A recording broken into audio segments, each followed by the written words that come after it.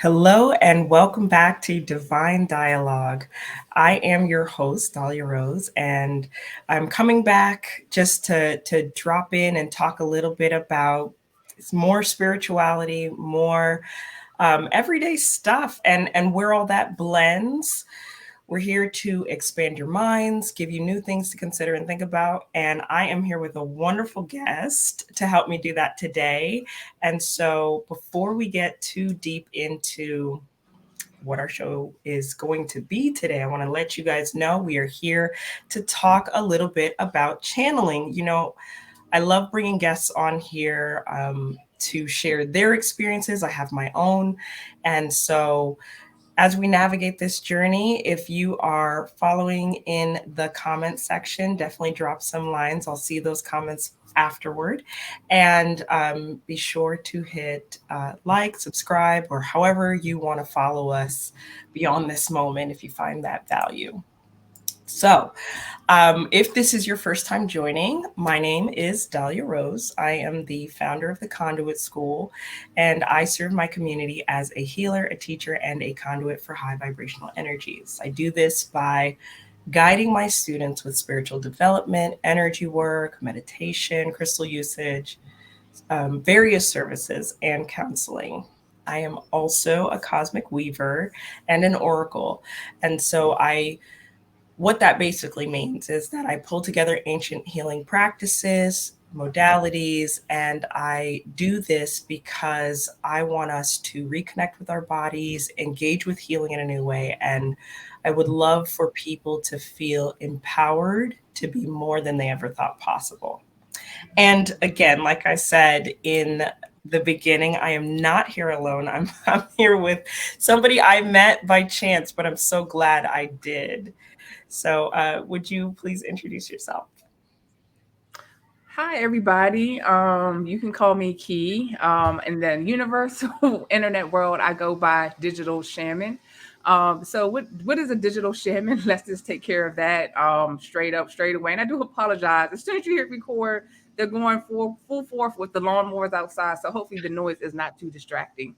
Um, okay. Either way, a digital shaman. So what I do is I combine the intersection of technology and spirituality. And by practice, that could be simply just trying a tarot app, vice a physical tarot deck, or integrating the both. I know it's debatable if we're living in the age of Aquarius, but what we can't deny is that we are living in information and technology era. So I like to be able to show the different tools and how people can have a hybrid spiritual practice using their iPads, Mac, and yes, their Android devices. Alternatively, got to account for all the different robots out there. Alternatively, I also live in the DC metro area and do spiritual teachings at like different tea shops, the library. Just kind of, like you said, there's a real need. A lot of people are awakening. So to really just kind of hit, I don't want to say the beginners because we all can go into anything with a beginner's mind, but really just Yeah. like the essentials, like we said, energy, meditation, astrology, tarot, just to kind of help people get on the path and figure out what their own healing looks like. And, So that's a little bit about me. Yep. yeah, your name is perfect. Key, you are the key to, plugging into new ways of being. And your approach with technology is exactly how most spiritual practices were developed. What is available, what's around me, what is my community using, and then working with those tools to make our lives better, to make connection and spirituality more accessible.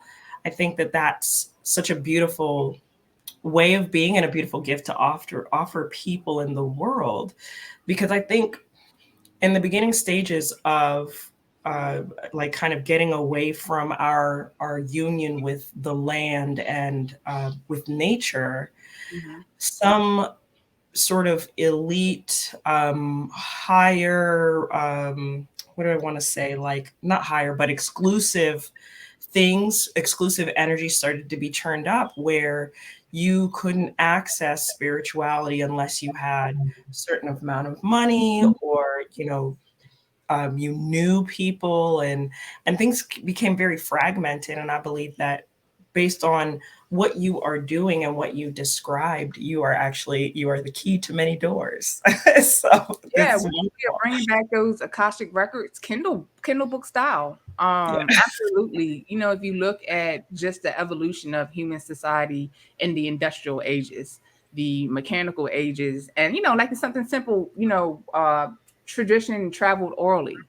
Then we had, scratchings, papyrus, grimoires, and now we can tap a reading on using notes. So definitely, I think it's always a blending of the two, the traditional spirituality and recognizing, that we do live in a modern world. And I do find that, like, the best example that I like for I use the phrase digital divination yeah, is like the tarot apps keep track. We all say, "Oh, I got these stalker cards. I got these stalker cards." Or I do find people who are very meticulous, like into bullet journals or however ways they want to track, their readings and their card pulls. And I'm like, have you tried an app? Because that's what computers are here to do. They're kind of here to help us think a little bit. I know AI, and that's anything. You got to find the lighter sides of technology, and sure. that's what I'm also here to help advocate. Well, not everything is social media and blue light burnout.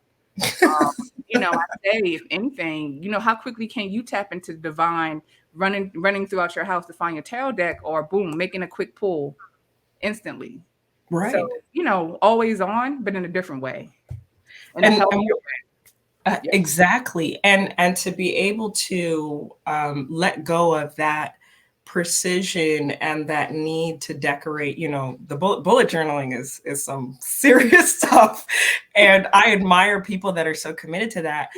And how much freer would your intuition and your mind be to There you go. receive if, like you're saying, you went the digital route? And I listen, I was a little bit like with the technology, and I don't yet have a digital tarot deck, but I will tell you one of my favorite ways to give readings is to speech to text. So I'm in the middle of Mm. flow, I'm looking at my cards, and I'm just speaking, and the phone's picking it up. It's like the best assistant in the world. And then all I have to do is go back and, edit a little bit. But I find that the information that comes forward in flow goes from this much to this much because I'm not, having to explain or. You're moving past the physical limitations of how quickly you can move with the pen. Yeah, Yeah. absolutely. Yeah. Hmm. Absolutely. So technology is a wonderful thing. And speaking of technology, in my opinion, channeling is a form of technology. So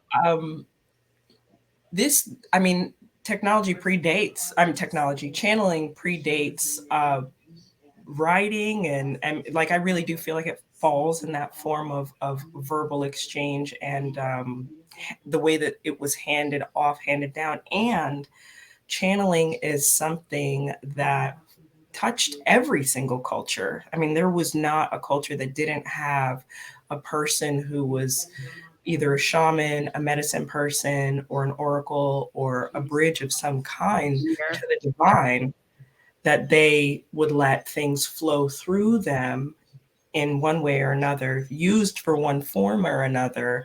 And so channeling has been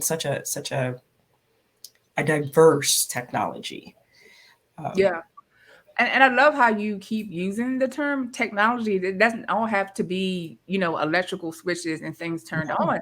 I tell people, like, let us not forget that, what is the name of what covers our phones, our Apple Watches, excuse me, LCD, which is liquid quartz display. yes, Quartz is, like you said, that is the master battery connected to the higher computer, oh the real yeah, source of intelligence. Yeah. And I think, I'm not going to sit here and be an expert on, all indigenous cultures, but definitely I think the dream world was always kind of an acceptable way of getting messages. But like you said, when ceremony became applied and when you're intentionally getting the human body prepared to receive, you know, absolutely, that is the original challenging. And then to bring it into the modern era, what I was going to say, I'm still figuring out, because that's the thing about tech. It does move quick, but adding in Chat GPT, AI, hmm I think that's actually not to go off the rails, but I feel like now we're getting into Star Trek world about sentient beings and computers and AI. And I think it does need to be studied because it's a part of, are we moving towards Jetsons, or, what are we doing here? But, I played around with Chat GPT or at AI for readings, and it's still kind of new. But I would just be wondered, excuse me, it would be a great experiment to, like you said, be pulling cards, to be channeling in, then to pull in AI or whatever. Okay, what kind of master scroll are we going to come up with? But that's the era that we're living in. And like I said, it really does go back to training. You got, just like with anything, you pick up a deck, you pick up a pendulum, any type of tool. What are you going to do with it? Ultimately reflects back to you.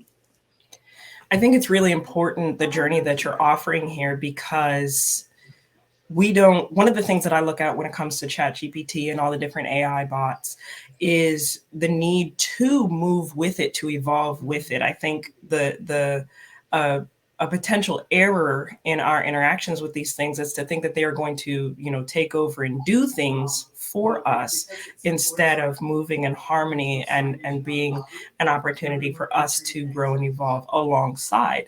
And when we bring in technology and channeling, and just for like definition purposes, right? When we're, at least in the context of this conversation, channeling, we're talking more about like trance states where, you might use the technology to record, or to like I was saying, speech to text.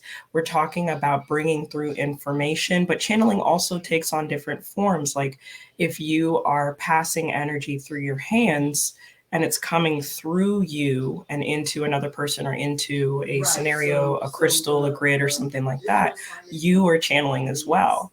And so when you talked about bringing together Chat GPT and, what can we do with technology, or with channeling, one of the things that came to my mind was, a lot of times when channeling takes place, for me, if I'm channeling for another person or channeling for myself, there may be instructions like, you need to work on healing this, or um, maybe this will be a nice additive to your diet so that you can cleanse your body, or something like that. And where something like Chat GPT may be useful is, okay, well, I've been given this guidance, but how do I apply it? Because it seems that those AI bots are great at generating ideas. And so, I might get some information about trying to work on forgiveness.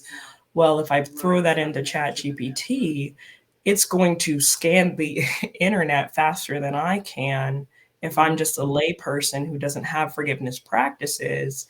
And it's going to start spitting out ideas that I can do or implement in my healing journey. And that's kind of what comes to mind for me when I think about combining technology and spirituality, is the freedom to say, okay, of these 6 ideas that Chat GPT was able to pull together, this is what resonates with me, and then going from there. Yeah, I think I love what you said earlier about like enhancements, because sometimes, when you talk about channeled messages, at least this is from my experience, is it's not going to make sense until, like you literally just getting the syntax of words. And I was thinking, like when you were talking, I was like, imagine putting something like that in ChatGPT. Now you will get like, okay, these are, I'm just making English words, but it's not going to be, or could it be really helpful, helping you again tap into what is spirit trying to tell me? So there's Hmm. definitely limitations, but I do feel like depending on the nature of the message, like I said, it can be helped to flesh and add on. But and I definitely still would even caution, Chat DPD. And one thing too that I try to warn folks, whether you're using the apps or not, not to go on cybersecurity, but we're still working with privacy data. When you pull charts, Oh, yeah. grabbing SSNs. But I just say all that to say back to, I really just want, everyone to have a takeaway of, we still do need to be very careful when we're using our tools, but they definitely 100%. enhance and, hopefully allow us, the human part of this experience, to continue to step deeper into our own teachings and learnings. Yeah, for sure. So, what Yeah. I would love to know, because channeling as an experience is different for everybody. Do you like, what's your, where do you go with channeling? What are your experiences with it? Wow. So first of all, for the longest, I never really knew what this written gift was. I'm trying to think. I think it had to be maybe in parallel with my actual spiritual awakening, like, reading the yeah, that's in Jerry Hicks' Law of Attraction, which, I feel like that's one of the most famous spiritual book when they channel the spirit of Abraham. And I was like, oh, okay. And then, I watched YouTube channels. It just really takes the time to figure out, well, who are these people they're talking to? And I'm like, oh, Jesus came back in '08. Jesus came back in 2018. So it took me a while to, I guess, get a vocabulary for what I was experiencing. Really going back to, like, I had to think about it. I remember in third grade, they were teaching us letter writing, and it's just crazy how memories sit with you and shape you. They were Yeah. teaching us letter writing, and I remember, I had the syntax down, to, from, and the address, all that part, but I had put a little message in my letter, which, looking back, I think it was a little poem or sonnet or something, to my classmate. And I remember my teacher had made me erase it. She said, "Oh, you can't do that." I'm like, "You're writing a formal letter." And I'm like, "Okay." I didn't think anything about it, but looking back, I think at least for me, the memories where creativity is denied, or, doors get shut, it just really shapes you. So that was one example. And then, just out of nowhere, like in high school, my last year of high school, I started kind of writing more poetry raps with my friend, but really would weave it all together in my 20s, having no other than, dabbling with astrology, just really, whatever, living a 20 young 20 girl's life. I started just writing poems. I mean, it was crazy. They'd be like, you come to my house on the back of envelopes, they would just flow out of me. And, all my friends were like, "Oh, cool, you're a poet." And, I'm like, "Okay, I'm a poet. I didn't know it." So, that happened for the longest, but really what tied it all together as this is a gift was, one, then having the vocabulary to recognize, oh, not everyone can just tap in the flow. And, I don't know. I guess I would liken it to the movie going on to in my head, of just getting that out. But sometimes, not to make it dramatized like on TV, but it is some almost like, oh, I just have to get this information out. And in time, you will know this is not me speaking. This is someone using me, as a conduit. So like I said, it took time to kind of really recognize, oh, so I can get information, and it's outside of the realm of poetry. But then Right. also, we're really stitched it all together, because, I warn people over and over, and I'm glad that we're dialoguing like this, so that people are not in the corner thinking that they're crazy, because you got to hear from other, no offense, you got to hear from other folks. And, at least really helps. So my cousin, I recognize my family's full of sensitives. I'm not the only one. So my cousin just randomly started talking about his writings. And I'm like, "What are you writing?" And he's just like, "Oh, I get these messages." And I'm like, "Wait a minute, is this a family thing? Are we a whole family?" I don't say Chandler's, because they might like just run into the Right. church or something. Um, I mean, I joke like that, but, No, nonetheless, no. tying it all together, and then building, my own, I say, spiritual knowledge, of dimensions, of the different realms. Then, like I said, accepting that this was a family gift, accepting, okay, not everyone can get into trance, or I call it a flow like state. Mhm. And I was like, oh, okay, so, this is real. And then, as my own intuition has not just come online, but it's always, the journey is trusting the voice, Right. knowing how to hear it, and then trusting it, and then working with it. Just can't put it into words. You have to give yourself time and patience.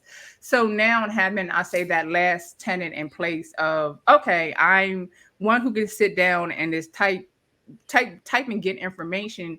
But now it's another layer to it. Sometimes I can discern, oh, these are ascended masters, these are maybe angels, and it's different clues. It's not just because, I think, and that's something that I had to just stop forcing. Oh, who is this? Who is this? Because you get so excited, especially, if it is a loving message, or if it is Mhm. coming from, ascended masters, which, let me just define those as, I don't know if it's debatable if they all were at least humans, but they have ascended. I mean, I guess I hate to use the phrase to define it, but I guess they're helping light beings.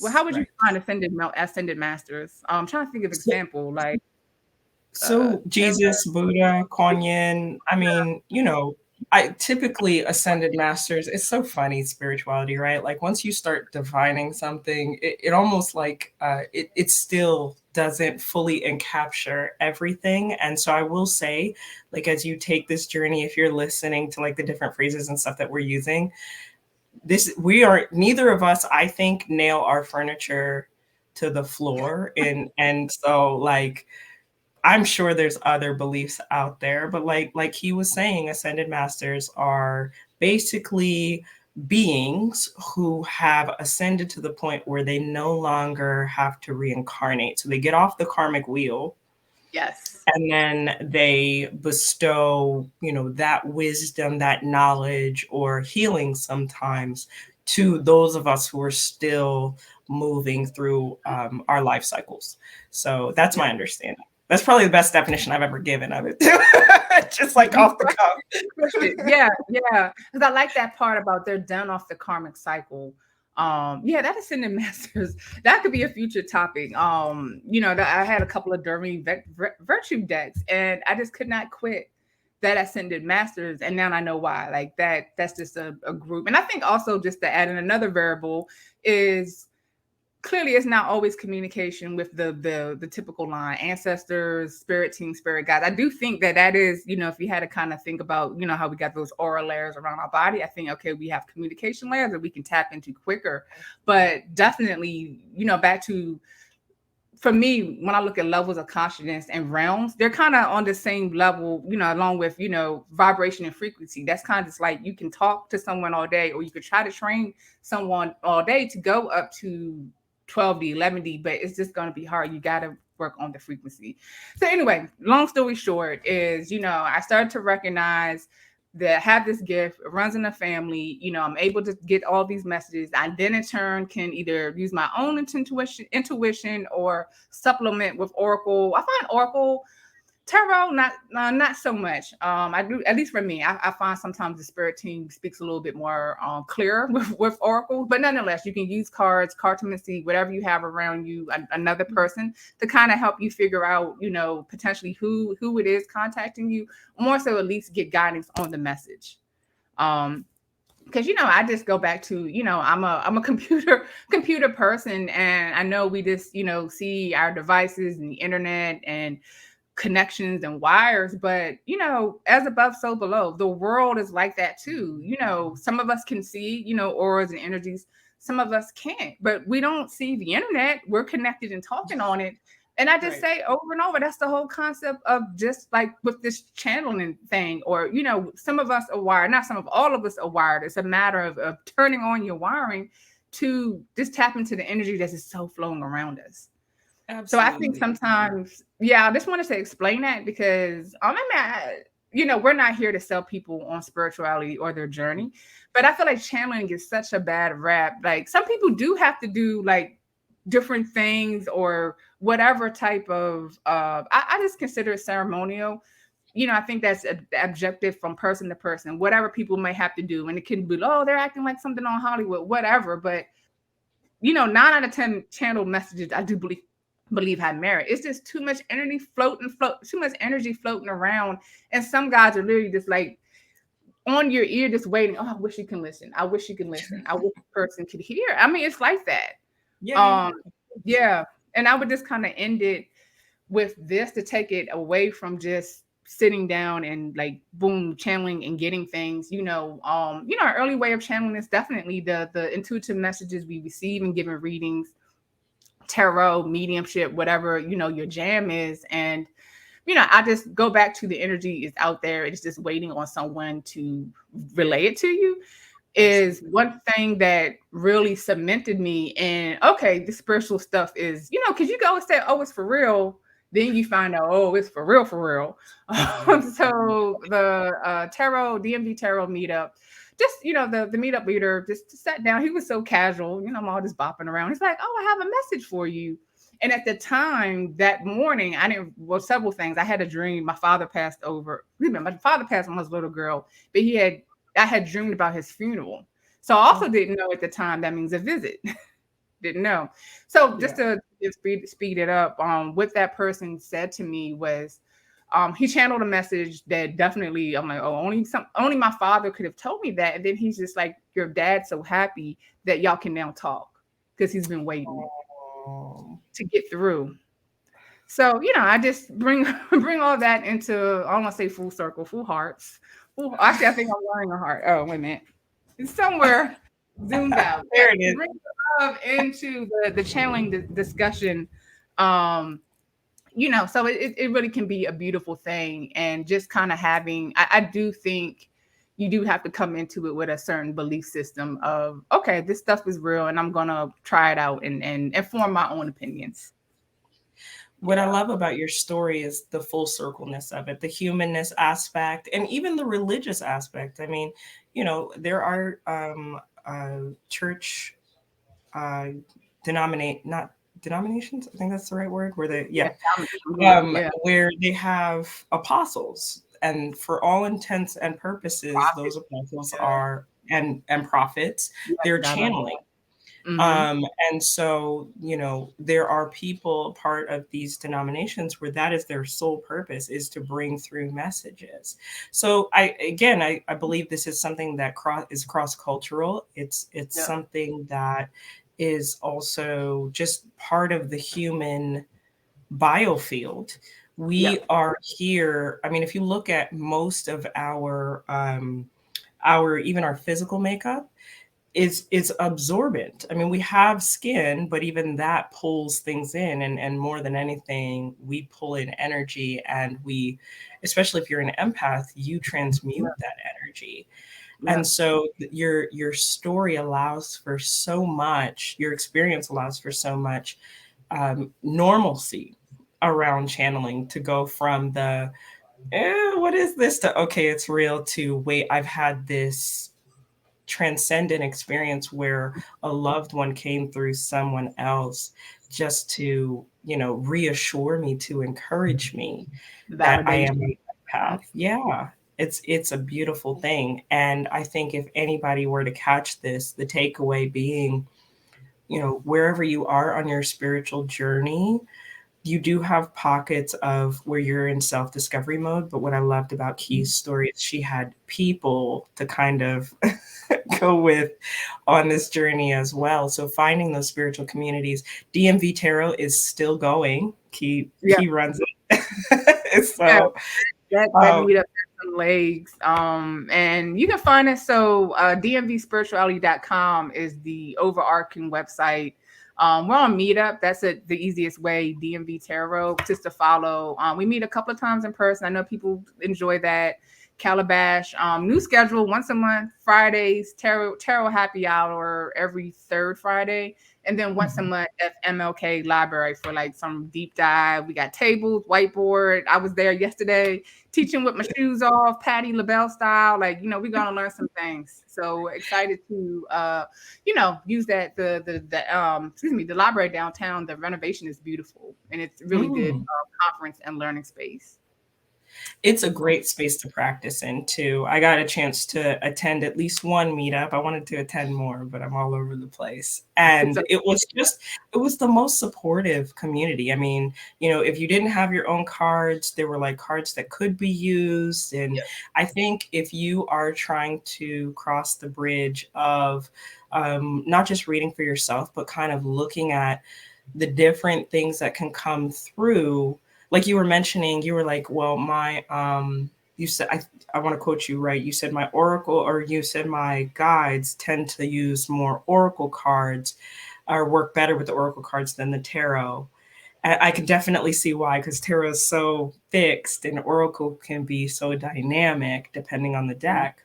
So I can 100% see why.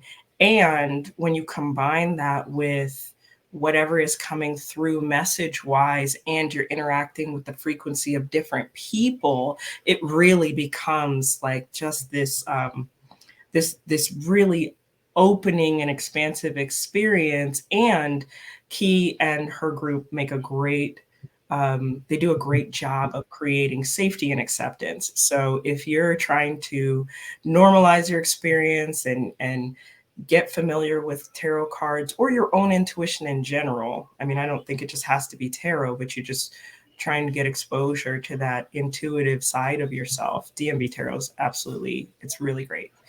So Thank you for that endorsement. And for sure, it's about community. Like I've just been seeing. Clearly, we're all post COVID recovering, but I was surprised. I say this as a fake peoply person. I'm still trying to figure that out. But I was just surprised reading some articles about how they always 10 top 10 things to live a life to be 100, and at the top of the list was community. yeah. And I was like, you know what? I think I get that. I know us who probably live in like niches and cool meetups and just kicking it with our people thrive in that. But I also can understand when people are just really looking for that community. So that's a huge thing I try to bring with DMV Tarot, with the transient nature of the area. People liking to work so hard. We just need a space to dialogue, to have a satsang, a spiritual discourse. So Yeah, we'll try. You guys succeed. And in speaking of connection, I mean this definitely goes back to today's topic of channeling. Channeling is when you are connecting to something bigger than yourself oftentimes, or even just yourself. I found myself a couple months ago really wanting soul level answers, so I started trying to channel my higher self. And that might sound weird because it's like, well, that's a part of who you are, but I would say the vast majority of us don't walk in the vein of our higher self, because I mean we live in a three-dimensional world. It would be relatively difficult to relate and get through some circumstances if you were always in that higher self space, and yet it's still so powerful to lend itself to our um, to pockets of our everyday experience. I think I'm not saying it's impossible to live in your higher self to the point where you don't have to channel it, but what I'm saying is if you live in America, there may be some challenges around that, and you may find yourself. This isn't about always being in a higher state. I think the most human thing that anybody can do is to allow for the flow of what frequency do you need to be in at this time, at this place, as you interact with everything around you. yeah. And that's all about connection. We are our best selves when we are in connection with everything, Yeah. really. Yeah. Like you said, with everything, ourselves, nature, planets, others, for Yeah. sure. So sorry, I keep Oh, interrupting sorry, you. Go no worries. I was just, before we, ramp down per se, like, could you talk a little bit about your discovery with channeling, excuse me, your channeling experiences, and how it felt. Just, I don't know how many voices or how many plethora of Indian channels you're tapped into. It's almost like a mic board, but It is. it can be overwhelming to people. So I'm just wondering, how did you adjust and how do you manage it? Because I also say this, like, I mean, it's such a it's a deprogramming to the deprogramming, even when you think you read this, because I'm also now just reevaluating psychic mediumship different. And I'm like, Mm. people think you got to walk around with your ears closed, like, oh my God, I can hear his thoughts. I can hear his grandmother's thoughts. And some people do have that level of, they have to do things to tap out. So I Yeah. just was kind of curious, I guess, just how loud or quiet is it for you, and how do you manage that? That's a great question. So how loud or how quiet? It varies. I don't do crowds really well because it is loud, regardless. And this isn't about positive loud, negative loud, or anything like that. It's just loud. Most people come with 2 to 50 energies around them. And when you are, the only difference between me and working as an intuitive person and somebody who has like a 9 to 5 job is that because I do this every day, my sensitivities are a little a little more sensitive. And Mhm. so management looks like making sure that I take time away. And I wouldn't say, I used to say turn things off, and that's really not what happens. It's more like turn the volume down. And Yeah. so time to myself is extremely important. And then within the last 2 years, one of the things that became integral to my turning that volume down was to work on my physical body. So Mhm. not hitting the gym because I may be small, but I'm not a gym person. I respect people that can commit that way, and I love it when I go, but we have a very distant, fluid relationship. I But get it. as far as working on my body, I found myself uh, connecting with an occupational therapist who actually brought to my attention and awareness, and they continue to teach these practices, and hopefully I'll have them on here one day. But they go as far as to talk about our fascial structures in our body carrying light, sound, and liquid. And so you have this structure that covers our entire body and then goes down on smaller levels to cover our organs and things like that. And so in this work, we are connecting spirituality to the physical body to release stuck trauma, to release karmic blocks, to release our unhealed ancestors, to release things that if you were to take this spiritual journey and never address, your body would deteriorate and you might actually have some negative experiences. And I say Mhm. that to say, I believe that on some levels, people can unconsciously, treat their body or do energy work with certain individuals. And so your body is going to get treatment. And this isn't a scary story. But Mhm. I know that when it came to channeling and taking care of myself, I had hit a wall with energy. I have 6 or 7 energetic certifications. I did the gurus and the shamans, and I've had plethora of mentors. And there was always this place for energy to be balanced, healed, extracted. There's something always to do with energy. But when I really came back into this body, and I did a treatment before we hopped on here. So if I seem like really calm, that's why. It's You because do actually. I was like, you're coming off because I was thinking, I was like, oh, what's up with your guys? I'm like, they got her feeling really grounded right now. well, I feel it. I did Mhm. a treatment on my spine.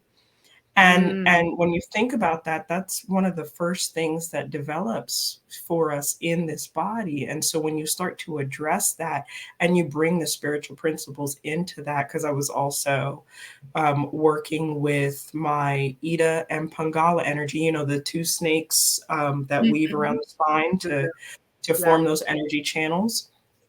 I was working with that. So it was spiritual, it was physical, and now I'm here and I can be here more, I can do more, I have more bandwidth.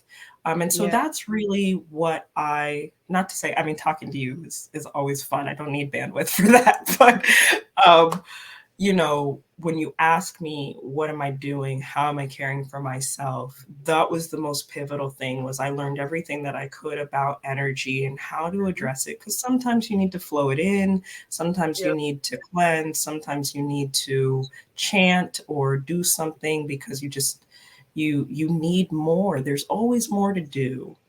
And Yeah. yet, can you be in this physical vessel having this human experience? Is your body getting what it needs? And are you taking the time? And so the work is called the Embodiment Project, and that was really Mhm. pivotal for my self care and my ability to actually go further spiritually. I'm further along than I've ever been, and I'm Mhm. not looking back at my body and going, okay, well, oh well. I mean, mediums die sooner than most human beings, which is true. Mm, They I didn't have know their body starts to break down because they are between worlds. that. Yeah. But the question becomes if you were addressing that physical structure, how much longer could you go? How much higher could you go in the realms? So that's kind of my thing. Yeah, no, talking about the self-care of the physical body, we've had side conversations. Like I said, I'm just to keep it simple, I'm recognizing, the energy it takes to wake up and do things for the 9 to 5 is different in the healing teaching arena. Yeah, it Um, yeah, is. and it's such a private way you got to figure out the algorithm or the formula to what does rest and reset look like. What does clearing your energy? What does and back to the self care question, man. Until you really be like have hit like self care isn't working, then you're figuring out self care. I tell you this, the gotta go to the Shrek analogy, the onion layers. Yeah, Right. yeah.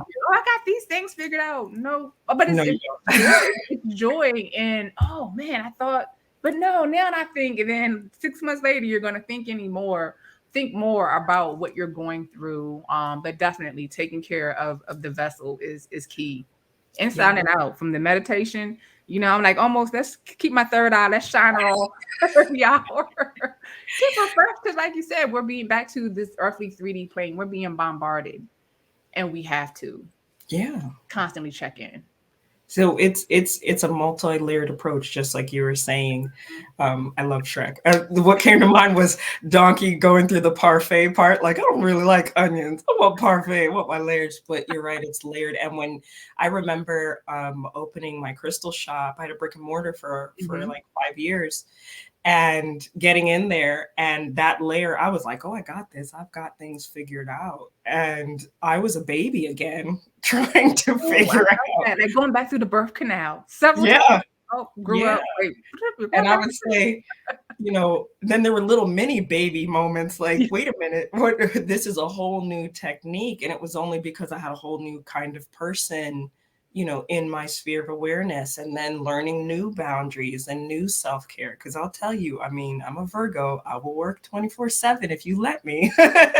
Yeah, But then learning, boundaries, and like you said, that mental piece is important yeah, too. So, no is a full sentence and all those things. So it's it's a journey worth relearning again and again and again. And I think if you find yourself getting set in certain methods of self-care, what you are going to find out is that it's not going to work one day.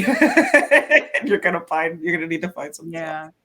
yeah, yeah. So, And that's the joy of still discovering. Like, we get, especially like as sensitive people. That's some of the lessons that guys are helping me now with suggestions on him. We didn't even talk about that. Like, also, I'm sorry, let me just pop this no, bubble. Like please. people thinking spiritual guys are like fluffy little Pokemon clouds. I don't know about y'all. My guys are tough. They demand discipline. This is more so definitely that ascended master realm. And I do feel like we're all on different paths. I feel like they're being tough on me because there's things I need to do. I don't even know why I mentioned this. I'm talking about growth and Because it's self-care. important. Yes. And I guess that's my whole point is just so I say, yes, now I remember under the vein of not to say this is like military exercise when you're going through awakening, channeling, working with guys, but it is work. And I guess to me, like the 444 it can stand for angels. 4 is ultimately balance, law, and order, but also represents work. So that was my awakening code. So I think this conversation just makes me think back to, like I said, to put it all together, the guys, the channeling, and how they make me work. Yeah, But it's all for the greater good, and not just for myself, but absolutely. the greater good of the human state, the planet. But I think that's also, like I said, you'll find and over time, kind of just like the ebb and flows. Oh, this guy's here for a while, Yeah. and And then they I leave. feel like we went right back to the channeling. So back to channel books. So I feel like, all right, I can recognize when this person's around. All right, I'm pulling out some files. Let's keep working on these things. Then there's this other person that comes around. Let's pull out these files and work on these things. So I think to me it's just the dance of life, and that's anything. Like stagnation is only going to get you so far. So I feel like we're talking about, dancing from energies we're hearing our head or around us, from figuring out how we got to pivot constantly in our self-care. And I'm just saying these things, you get it, I get it, but I feel like no one can really prepare you. You're going to No. have to go through it. Like we're speaking it, but you'll go through it and then you'll be like, oh, now I understand what those little ladies we're talking about. Yeah, so it's just like to share the real stuff. I love what you said about that. And it sounds like the work that you're putting in and the way that your guides are interacting with you also has so much to do with where you are on your path, right? Like had they come at you like this in the beginning, you'd might have been like, "Oh, wait a minute.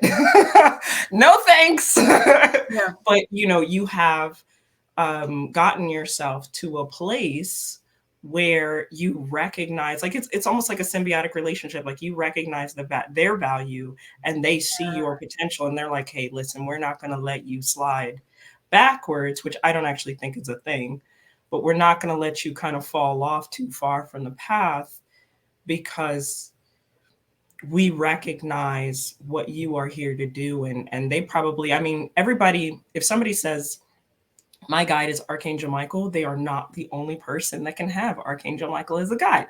These guides are working like double and triple time. Yeah. So that is to say, I think that our guides also know whose lives will touch, and they are really trying to encourage us to be our best selves so that so that we can fulfill those connections. And I'm starting to, I don't know if you're coming into this awareness, but they are us.